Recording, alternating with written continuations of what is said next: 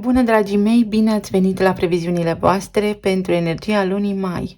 Acestea se aplică pentru toți cei care au soarele, ascendentul și luna în balanță. Să vedem despre ce este vorba. Înainte de toate, voiam să vă mulțumesc tuturor celor care sunteți abonați pentru sprijin, mesaje și suport. Iar celor care sunteți aici pentru prima dată, vă urez bine ați venit. Și vă invit, dacă rezonați cu mesajele, să vă abonați și să apreciați acest clip pentru a vedea și alte mesaje în viitor. Voi începe cu partea de tranzite astrologice, urmând ca ulterior să vedem care este energia din cărțile oracol și de tarot. În primul rând, pe data de 2 mai, Pluto, planeta transformării, și-a început perioada de retrogradare în semnul Vărsătorului din casa voastră a 5-a. Acest sector din viața noastră vorbește despre copii, despre copilul interior și despre copiii voștri, despre bucuria vieții, despre creativitate, despre proiecte care pot începe, despre iubire, romanță, dar și despre riscuri. Vărsătorul este semnul unicității, al originalității, este cel care ne vorbește despre egalitate, fraternitate și despre a fi unic. Iar Pluto este puterea, este arhetipul care ne vorbește despre transformare. Și despre obsesie și despre putere, dar și despre faptul că putem face lucruri. Este o forță care domină, este o forță care, odată ce atinge ceva, schimbă pentru totdeauna. Această perioadă de retrogradare va aduce o ocazie unică și de bun augur să reevaluați toate chestiunile care vizează tot ceea ce am enumerat anterior. Fie relația cu voi înșivă, copilul interior care plânge pentru a-i se vindeca rănile, fie relația cu ai voștri copii sau relațiile de iubire pe care le-ați avut până acum. Vorbește despre tot ceea ce ține de transformare, putere și obsesie. Despre cât de mult punem noi amprenta pe lucrurile pe care vrem să le facem atunci când suntem foarte entuziasmați. S-ar putea ca nouă să ne placă niște lucruri, dar celorlalți nu. Sau mai vorbește aici despre faptul că s-ar putea să proiectăm asupra copiilor dorințele noastre neîmplinite, rănile noastre nevindecate, și acesta este un bun prilej să conștientizăm ceea ce se petrece în subconștientul nostru. Poate aduce revenirea cuiva din trecutul vostru cu care ați început o relație de iubire, cu care ați avut o idilă și acum să vă ajute acea conexiune să eliminați atașamentele. Practic, retrogradarea planetei Pluto aici în Vărsător vorbește despre eliberarea de toxicitate, de obsesii, de atașamente. Să învățăm să ne purtăm singuri de grijă și să înțelegem că fiecare este unic în felul propriu. Vorbește despre bucurie și despre regăsirea acestei bucurii pentru voi aici în casa a 5-a. Pe parcursul acestei luni, Venus, zeița frumuseții, se regăsește în Taur până pe 23 mai. Ea este acasă, în domiciliu în Taur, în casa voastră a 8-a, și acest lucru aduce simplitate, lucruri clare și realiste. Casa 8 aici este cea a resurselor împărtășite, este casa pe care o guvernează Pluto. Așadar, la nivel de relații de iubire, este ceva de genul entuziasm mult la început, după care magia dispare, și să înțelegeți de ce. Mai apoi, pe 8 mai, avem parte de evenimentul de lună nouă din Taur, din casa voastră a 8-a. Această lună nouă înseamnă noi inițiative, un drum nou. Casa 8-a reprezintă conștientul, fricile, resursele împărtășite, datoriile, taxele, impozitele și banii celorlalți. Iar Taurul este semnul care ne vorbește despre simplitate, despre moderație, despre siguranță, confort. Iar această lună nouă este prima cheie de activare a conjuncției despre care am vorbit luna trecută, dintre Uranus și Jupiter. Avem Soarele aici în Taur, avem Uranus, Jupiter, Venus și acum luna nouă. Toate aceste lucruri pot lua o amploare foarte mare. Dacă sunteți, spre exemplu, pe cont propriu, puteți acum să vă extindeți la nivel de afacere sau să vă vină o idee genială despre cum să faceți să achitați niște datorii, mai ales dacă aveți niște credite active. Pentru alții dintre voi poate fi vorba despre o frică de bani pe care acum să o înțelegeți, preluate evident din familia voastră. Sau mai poate fi vorba despre faptul că în copilărie s-au petrecut niște lucruri foarte profunde care pe voi acum vă împiedică să vă atingeți potențialul cel mai înalt. Evident că totul are în viață o soluție și voi o puteți găsi pe a voastră. Nu mai departe de 15 mai și Mercur, planeta intelectului și a gândirii, intră aici, în Taur, în casa 8-a. Încet și sigur câștig cursa. Dacă aveți niște datorii, dacă aveți taxe, impozite, puteți acum să faceți un plan financiar foarte bun pentru a alinia lucrurile și pentru a putea să acoperiți tot ceea ce înainte părea imposibil. Plan la nivel de resurse financiare, plan la nivel de resurse împărtășite. În cazul în care treceți printr-o separare, divorț, lucrurile se pot face cu calm și pas cu pas. Puteți să redactați niște acte care să vă asigure confortul și stare bună financiară. Pentru alții dintre voi pot fi chestiuni legate de cum să câștig mai mulți bani sau să vă gândiți foarte bine, mai este rentabil să fac asta sau nu.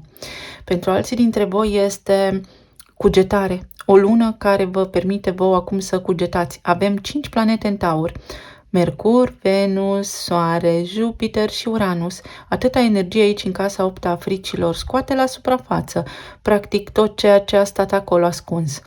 Ce se petrece în viața voastră unde nu vă simțiți în siguranță, pentru că pot apărea lucruri și situații care să vă reamintească de copiii voștri, dar și de copilul interior. Și este un moment foarte bun să le luați fix așa cum sunt, dar să vedeți și imaginea de ansamblu, printr-un nivel de înțelepciune dobândit odată cu experiența vârstei, dar și printr-un nivel de înțelepciune ancestral pe care toți îl avem. Energia se schimbă începând cu 20 mai, când intrăm pe sezonul Gemenilor. Soarele va intra în Gemeni în casa a noua, urmat de Venus pe 23 și apoi de Jupiter pe 26. Casa noua vorbește despre străinătate, despre lege, despre planul internațional, chestiuni juridice, cunoaștere înaltă, studii aprofundate, sistem de credințe și de valori, dar și despre spiritualitate sau religie, după caz. Iar aici, pentru voi, toată această energie a Gemenilor vine cu entuziasm, cu discuții, cu călătorii pe distanță lungă, pentru că asta înseamnă casa a noua, cu bucurie, cu entuziasm, cu planuri noi pe care le puteți face, cum să fac să câștig mai mulți bani, cum să investesc, poate în altă țară sau în proprietăți, dar care nu sunt în același loc unde locuiesc eu, sunt la depărtare. Poate fi vorba despre faptul că puteți cunoaște pe cineva nou în viața voastră și să ajungeți să aveți o idilă la distanță sau să faceți niște schimbări majore la nivel de credință, la nivel de stimă de sine, să căpătați mai multă înțelepciune și claritate. Această casă vorbește despre înțelepciune și despre a vedea imaginea așa din toate unghiurile. Necunoscutul acum devine cunoscut. Jupiter va sta aici în casa a noua un an de zile și ultima dată când s-a regăsit în Gemeni în casa a noua la voi a fost în anul 2012, acum 12 ani. Asta înseamnă că putem face o comparație foarte bună cu evenimentele care s-au petrecut atunci în viața voastră. Să vedeți ce puteți îmbunătăți sau la ce vă puteți întoarce, pentru că aceste teme au tendința de a se repeta ciclic. Evident că Jupiter este abundența, expansiunea și vorbim despre Gemeni, care înseamnă cercetare, gânduri multe, comunicare, evoluție, upgradarea skill-urilor, să îmi cresc aptitudinile, să mă educ mai mult, să învăț mai mult, să am o diplomă, să fiu o autoritate sau un influencer, un lider de opinie. Pe 23 avem parte de luna plină din Săgetător, din casa a treia. Casa a treia vorbește despre prima perioadă a vieții noastre, despre studii primare și copilărie, despre comunicare, intelect, vorbește despre călătorii pe distanțe scurte, comunitate, cartier, vecini, neamul meu, frații, surorile și așa mai departe. Drumuri pe distanțe scurte. Iată cum s-ar putea ca la această lună plină voi să vă regăsiți cumva cu o concluzie după ce ați vizitat locurile natale sau o concluzie care are legătură cu comunitatea, cartierul în care vă regăsiți. Pentru că o lună plină asta înseamnă, trag o concluzie, ajunge ceva la final. Iar Săgetătorul este fix concluzia. Este fix imaginea de ansamblu pe care o puteți căpăta acum pentru a putea trece la următoarea etapă. Mă mut sau nu mă mut? Se îmbunătățește relația cu frații? Se aplanează un conflict? Reluăm o relație? Mă împac cu vecinii? Sau încep să fac niște drumuri? Vreau să mă mut din țară, vreau să mă mut înapoi acasă și mă reîntorc în casa copilăriei, în comunitatea mea.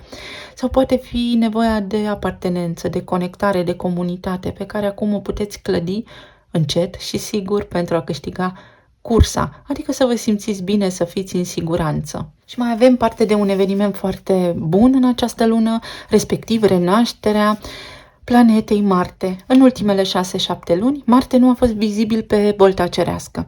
Și în literatura de specialitate, acest lucru înseamnă renașterea planetelor. Marte pentru voi este în casa a 7 a relațiilor, în opoziție cu balanța, cu casa 1. Relațiile mele. Marte este planeta acțiunii, războiul, este acțiunea, este voința și determinarea.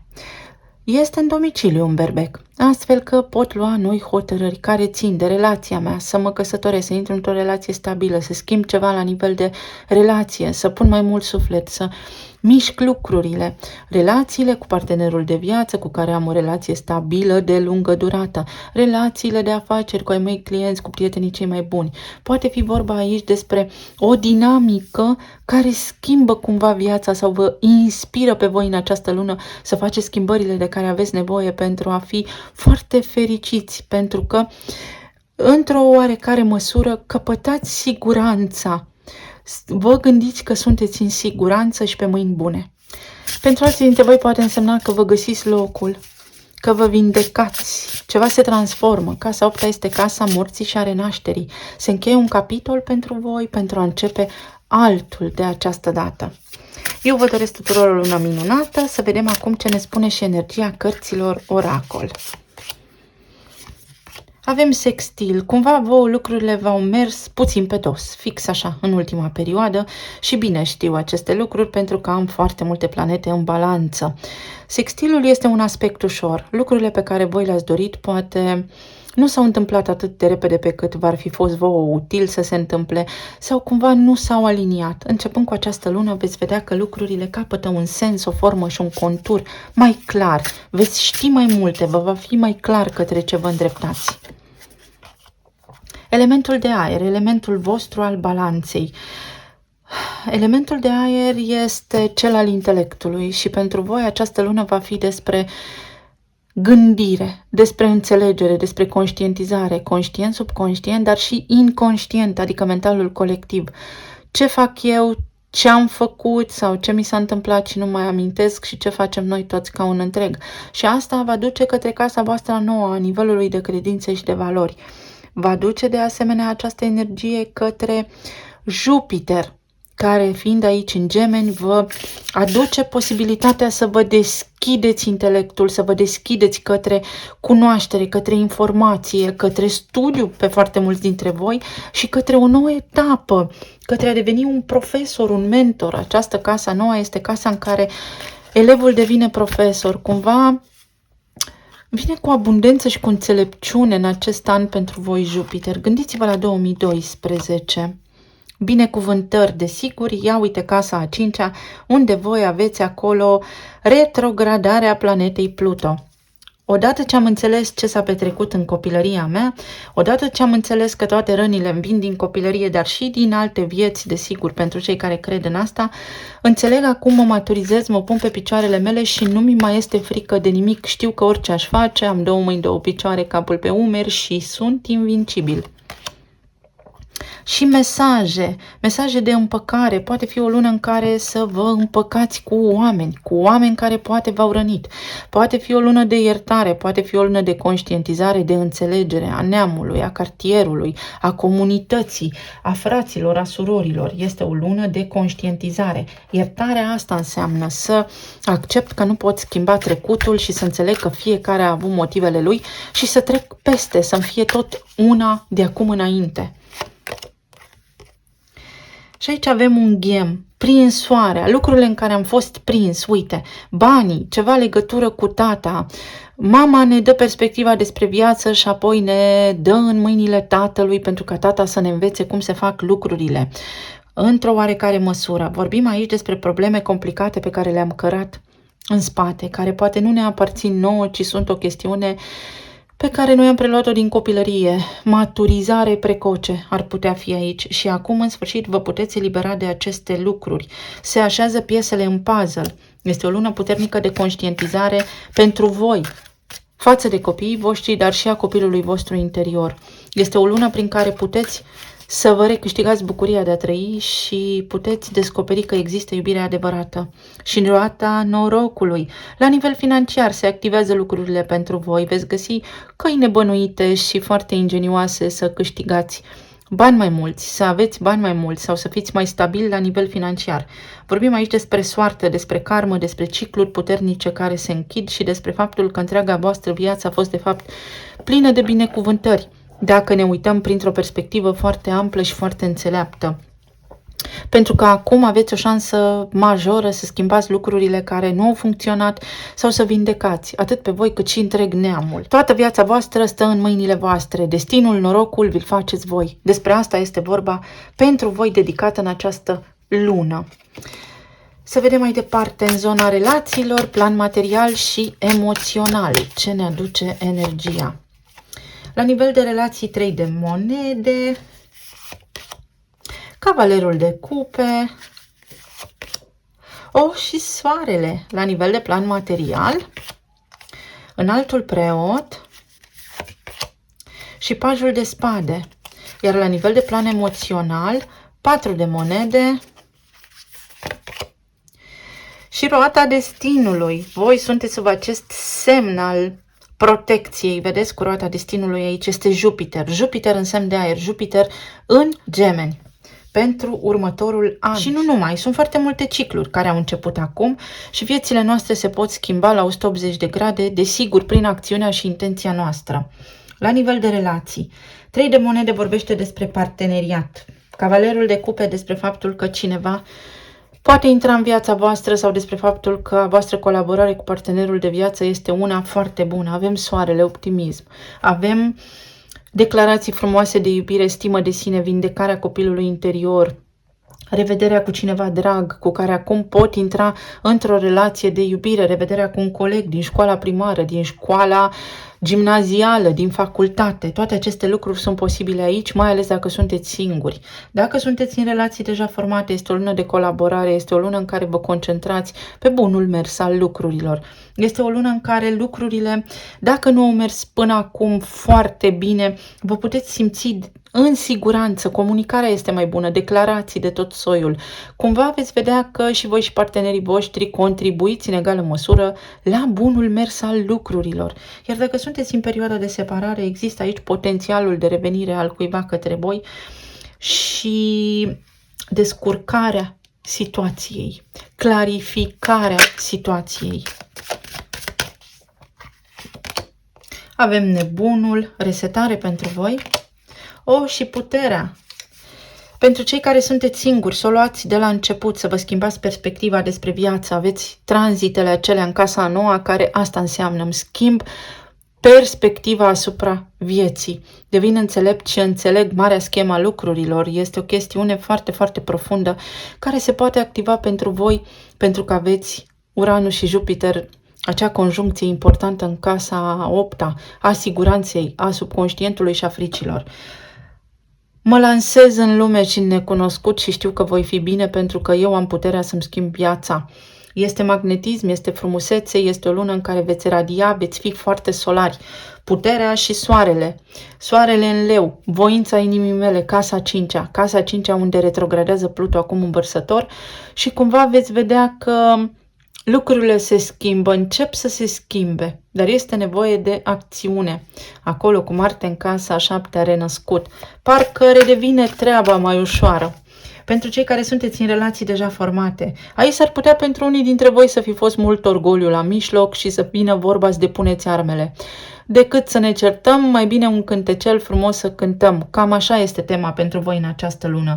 Este o împăcare, este o reconciliere, este voie bună.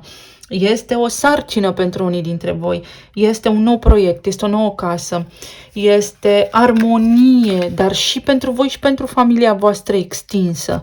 Sunteți binecuvântați în această lună cu calm, cu bani, cu tot ceea ce vă doriți voi. Iar pentru cei care sunteți în perioada de separare, exact cum am spus, există potențialul de revenire al cuiva înapoi către voi, persoana de care v-ați despărțit sau cineva din copilăria voastră. Este doar o chestiune de orgoliu. Să aveți grijă la lucrurile pe care le faceți, pe care le spuneți, la rănile voastre proprii și să nu le proiectați asupra oamenilor care vă vin în întâmpinarea nevoilor, în preajmă, vin către voi să vă cucerească. Este activarea casei a 5-a care vă poate aduce o nouă relație de iubire. Dar și faptul că puteți trece la un nivel mai serios, o cerere în căsătorie. Este ca un fel de resetare pentru voi toată această lună. O gură de aer proaspăt bine meritată. Avem angajament și finalitate. Foarte interesant. Ori faceți niște călătorii care vă aduc vouă claritate, ori este vorba despre faptul că puteți în sfârșit să cunoașteți pe cineva. Gata cu singurătatea, de acum știu că sunt pe mâini bune și mă simt și bine aici, simt că lucrurile intră pe un făgaș normal. Pentru cei care sunteți în relații deja formate, poate fi pentru unii dintre voi, să știți, și vorba despre o separare. Cu Marte în berbec acolo, berbecul înseamnă individualitate, înseamnă mă pun pe mine pe primul plan. Întâi îmi pun mie în farfurie dacă eu sunt bine, pentru că eu sunt cel cu care am cea mai lungă relație de o viață, atunci vom fi toți bine. Este vorba despre iubirea de sine, pentru că aveți casa a 5-a a copilului interior activată. Este vorba despre un angajament care se face acum, puteți intra într-o relație, puteți să vă căsătoriți sau unii dintre voi puteți ieși dintr-o relație care v-a consumat. Ambele situații sunt valabile pentru că trăim în dualitate, într-un plan care are polaritate și plus și minus. Este vorba doar despre noi, către ce ne uităm și despre lucrurile pe care noi punem preț. Cum dăm valoare evenimentelor? O încheiere. Iar despre cei care ați fost în perioadă de separare, pot să spun că veți trage o concluzie. O finalitate apare aici. Vă împăcați, stați de vorbă sau se duce pentru totdeauna gândul la acea persoană. În zona planului material. Aici avem pajul de spade și înaltul preot. Niște acte care se semnează acum odată și pentru totdeauna, niște decizii pe care le luați acum încet și sigur. Mercur în berbec. Îmi fac planurile de viitor. Vin cu un plan de afaceri, îmi fac calculele, știu clar ce am de făcut de acum înainte. Sau mă gândesc la resursele mele financiare, achit niște datorii. Fac eu cum fac și descurc această situație. Mă bazez pe cineva foarte puternic. Acesta poate fi un avocat care vă dă o veste bună unora dintre voi. Poate fi vorba despre copiii voștri care vă anunță că reușesc să facă niște lucruri. Poate fi vorba despre un nou serviciu, un nou business, asul de monede. Abundență, se activează pentru voi abundența prin intermediul celorlalți, la nivel de resurse împărtășite. Roata destinului, lumea, mă scuzați. Deci se încheie pentru voi un ciclu puternic karmic, cu atâtea planete în casa 8-a. Casa 8-a este o casă karmică, foarte karmică. Închid cumva o karmă de neam care a avut legătură cu axa aceasta a planului fizic-metafizic a banilor și în sfârșit devin independent și de acum înainte tot ce fac, tot ce clădesc, toate lucrurile pentru care muncesc mi aparțin de drept și mi se cuvin mie. Poate fi vorba despre semnarea unui nou contract, despre o nouă casă, despre o decizie, dar la 180 de grade, despre schimbarea vieții. Uite, se deblochează, exact cum am spus, această linie a abundenței. Sparge ghinionul. Se încheie un capitol care va ținut cumva legați și parteneriate. Poate fi vorba despre faptul că sunteți mai stabili dacă vă căsătoriți acum, poate fi vorba despre faptul că cineva vă întoarce niște bani, vă achită vouă o datorie, cineva vă dă dreptul cuvenit, poate fi și o moștenire chiar aici. Iar în zona planului acesta emoțional a fost un pic de tensiune, ați fost un pic supărați pentru că lucrurile au stagnat sau s-au întâmplat așa ca într-un cerc, s-au tot repetat niște situații care v-au stresat, dar schimbați locul și schimbați norocul, deci unii dintre voi vă puteți chiar muta din casa în care sunteți, pentru că avem casa a 4-a aici. Vorbim despre noroc. La nivel de sănătate poate fi ceva legat de dantură sau poate fi ceva legat de stomac.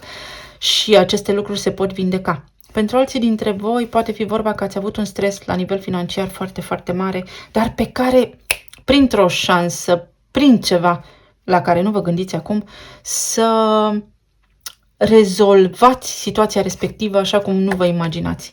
Pajul de monede. Fie prin sfatul unui copil, fie copilul interior din voi pur și simplu, sau voi să intrați în energia unui copil și să spuneți, nu există nu. Totul se rezolvă. Este vorba despre o decondiționare, o credință. Dacă înțelegeți voi acum ce se petrece în subconștientul vostru, realmente vă deblocați abundența. Acolo norocul vi se schimbă. 6 de cupe. Poate fi faptul că începeți o idilă. Poate fi faptul că reveniți asupra unor lucruri din trecut. Poate fi o sarcină dacă ați tot încercat. Poate fi vorba despre o problemă de sănătate pe care ați avut-o și anterior. Poate fi vorba despre împăcarea cu cineva din trecut. Poate fi vorba despre faptul că cine are o datorie la voi, acum o poate achita. Și asul de bâte. Marte din casa 7. Voi sunteți în această lună răsfățați, sunteți practic războinicul luminii, mă amuză, știu eu de ce, sunteți voința întruchipată și veți avea foarte multe șanse de reușită. Vedeți? Acest as de bâte este focul, intenția, puterea să vă schimbați norocul, să ieșiți din toate situațiile complicate, din toate provocările pe care le-ați avut până acum. O lună foarte bună. Devine viața mai ușoară. Talismanele.